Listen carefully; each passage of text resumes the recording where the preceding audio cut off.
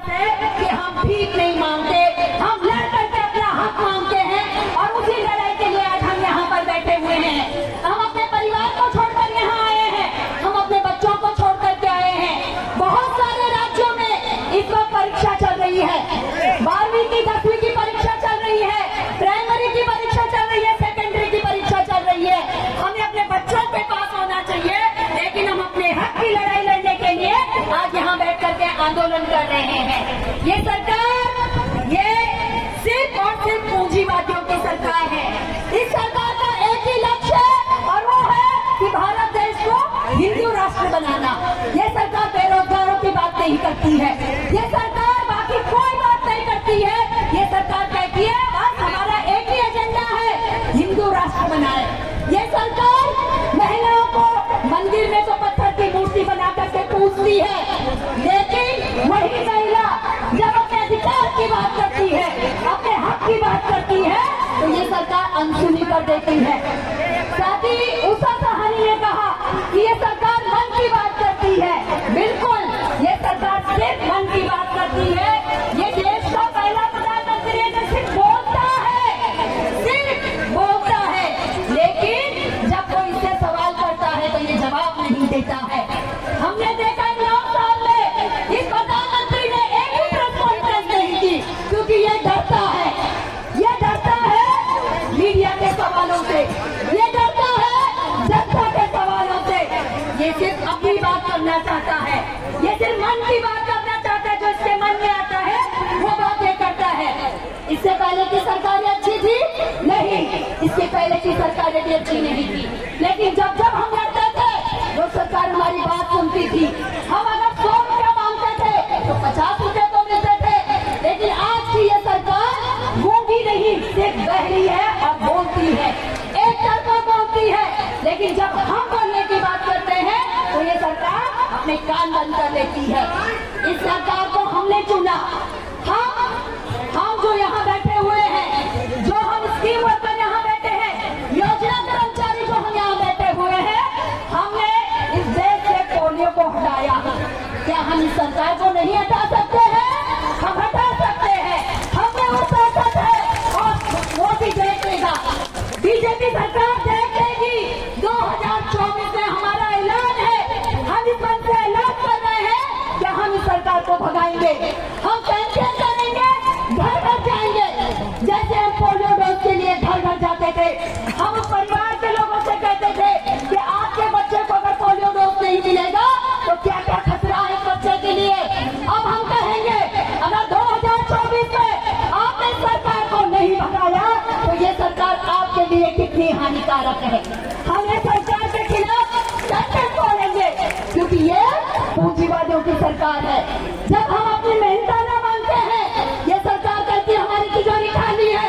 अगर इसकी तिजोरी खाली है तो ये पूंजीपतियों का कर्जा कैसे माफ कर रही है?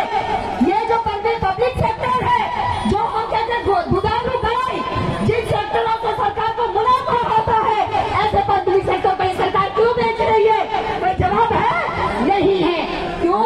क्योंकि जो राहुल गांधी ने कहा हम दो हमारे दो, बिल्कुल वो बात सच होती है, हम दो हमारे दो। ये सरकार सिर्फ और सिर्फ पूंजीवादियों की सरकार है। इसे गरीबों से कोई मतलब नहीं। इसने जो सच बात हमें दिखाए थे, इसने जो 2 करोड़ बेरोजगारों की बात की थी, रोजगार मिलेंगे, आज ये कहती है पकौड़े तलिए।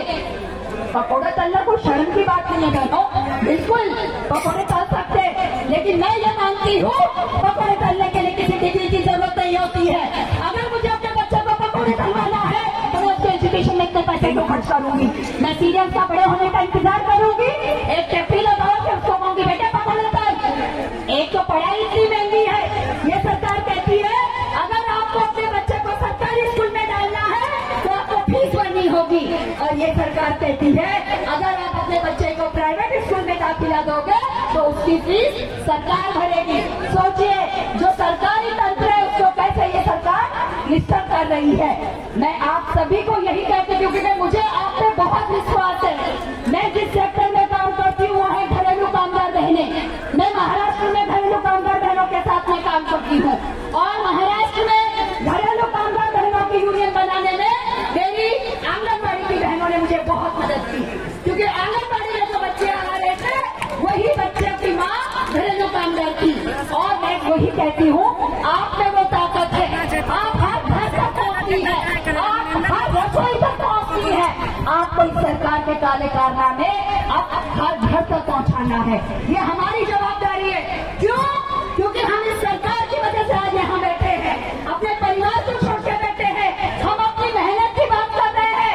हम कह रहे हमें सरकारी कर्मचारी का दर्जा दीजिए, हम कह रहे हमें पेंशन दीजिए, हम कह रहे हमारे मान धन में वार्ड दीजिए।